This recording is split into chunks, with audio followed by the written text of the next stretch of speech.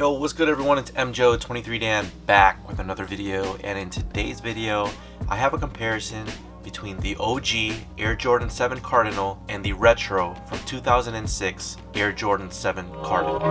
Ryan Little.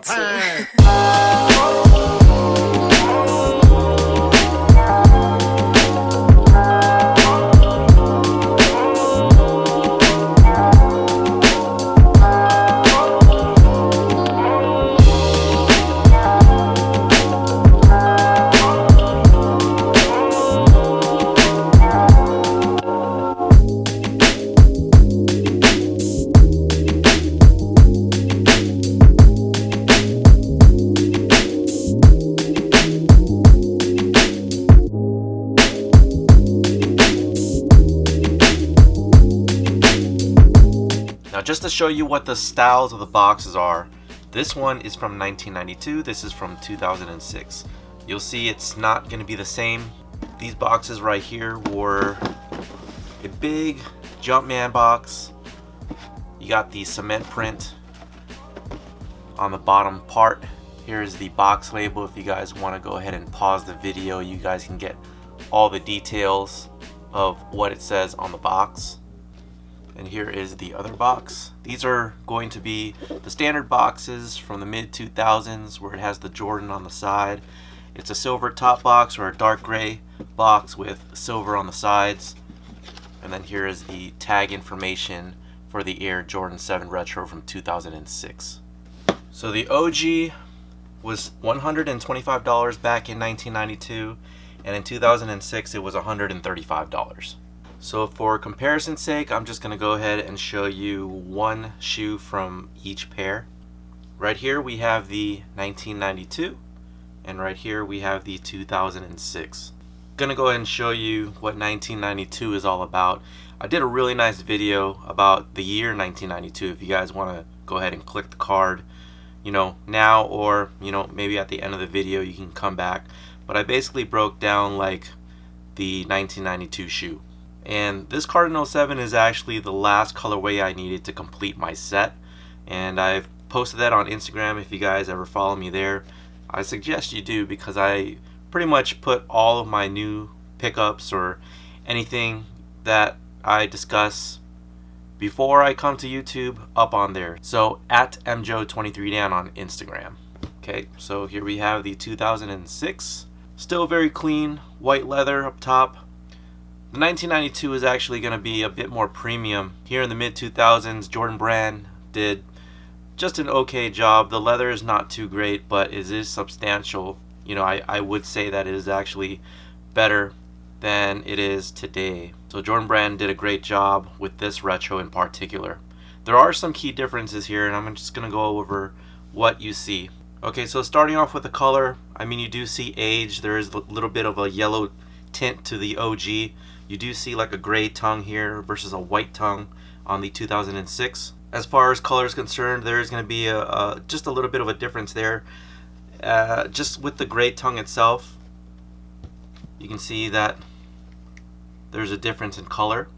You'll see on the inside lining of the OG, it's kind of got like a maroonish color to it. Not quite infrared, not quite pink, definitely maroon.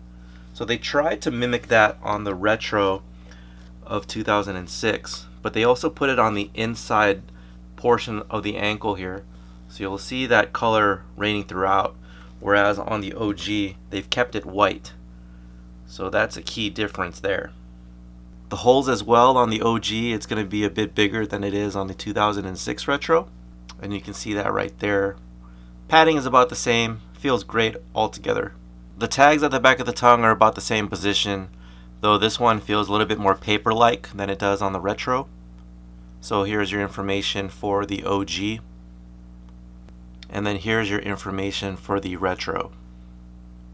Coming back here at the design of the tongues, you'll see that there's so much empty space down here just below the Air Jordan. I do think that there should have been something different here, something added, maybe the Jumpman logo or whatnot, or a graphic just like on the hairs and the Bordeauxs. But the Cardinals and the Olympics, they both share this style tongue where it's all blank. So yeah, there you go, same thing on the retro there. At the end of the video, I'll probably show you a complete set of the Air Jordan 7s, as I have again completed all that OG product. As I stated earlier, I did complete that OG set. On the insoles itself, you have Nike Air on the OG, and on the retro you have a red Jumpman. The retros came with this gold plated plastic aglet piece as the Jumpman at the end. The originals didn't have that, so you can see that there's a difference between the two. So here's the Jumpman on the OG, and here's the Jumpman on the retro. Side by side, you can see the difference in color there. The OG actually has like a mustard look to it, a dark mustard color look to it, and the pull tab is going to be the same tonal color. So coming up through the back here, you can pretty much tell the difference there. The rear badge also is a different color. You'll notice it has that same maroon color that it has on the inside ankle portion of the retro versus the OG that is black and has the maroon color on the 7 there. Not sure a lot of people know that, but there is a 7 that indicate the Air Jordan 7. Now if that's a design inspiration for Tinker Hatfield, kudos to him. So coming up here at the bottom of the shoe, you'll notice that this is the OG, this is the retro with the white filminess in between the bubbles there. Then you got the dark mustard color again here on the OG. Pretty much faded now due to age. The color difference here in the retro is going to be a lot brighter. So here are the Jumpmans up close. This is your OG and this is your retro. And you can see what I'm talking about with the white film right inside on the OG. That is due to oxidation, age. It's going to happen. This is rubber. Things like this aren't going to last forever. But the 2006 still looks like it's in good shape. Just gonna give you some up close shot of the OG here. It's got some fantastic leather. You can see all like the tumbleness and part of the smooth leather up here. It's a great pair, great shoe. And here it is in comparison to the retro. Still a decent amount of leather here. The tumble leather's alright. The smooth leather I kind of question here, but nonetheless it was a great retro, probably something that we were not really paying attention to back in the mid 2000s.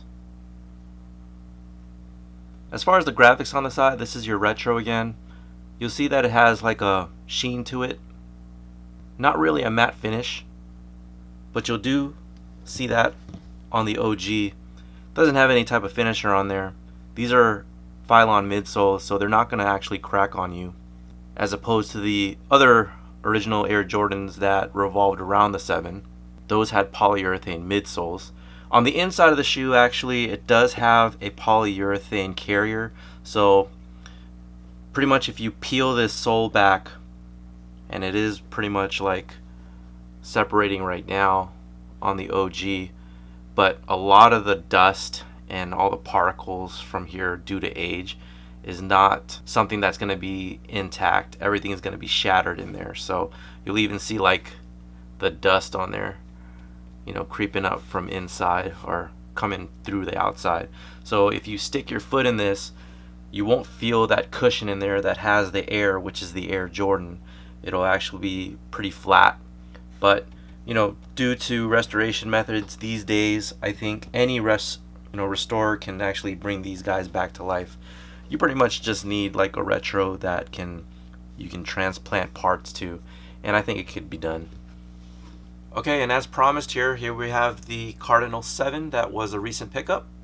Next we have the Charcoal 7, also known as the Raptors or the Playoffs. Keep in mind again, these are all OGs. This is the Bordeaux 7, the Hair 7, one of my personal favorites, only because it has like a mixture of different colors on it. And then finally the Olympic 7. Whoop, ran out of room here. And these are all the colorways that dropped in 1992. So again, we have the Cardinal 7, the Charcoal or Playoff 7, the Bordeaux 7, the Hair 7, and the Olympic. Now you'll notice that in 3 of these shoes there are 3 lace holes at the top of the shoe. So you have that in the Cardinal, you have that in the Playoff, and you also have that on the Olympic. Now the Olympic has that blank, non-graphic looking tongue, and that's going to be the same as the Cardinal. Everything else, Playoff 7 has the graphic, the Bordeaux has the graphic, and the Hares have the graphic. Now the Playoff 7 was actually produced in Korea. Every other one of the Air Jordan 7s that I have here are made in Taiwan. So if you're looking for an explanation of the 3 lace holes versus the 2 lace holes, I believe it differentiated from factory to factory. So there's really no explanation to it that I have read about, but it's just something that I had noticed. And you know, it's just something over the years that, yeah, again, I did notice, and it's been brought up to, you know, people's attention, but there was really, I don't think, ever solution to why there were 2 holes versus 3 holes. Not even sure if that has to deal with the size, because these are all pretty much like size 10, 10 and a half. But people, like some other people were saying that, well, the bigger the size, the more lace holes it would be. And again, everything here is a size 10 with the exception of the Hare, which is a 10 and a half. Alright, and so that is the entire OG lineup. If you guys like the content, hit me with a big thumbs up. Subscribe to my channel here on YouTube. You can also follow me on Twitter, Instagram, and Facebook at mjoe23dan. Also visit my website, www.mjoe23dan.com. Thank you guys for watching. Drop a comment if you have any questions, and I'll talk to you guys later. Take care.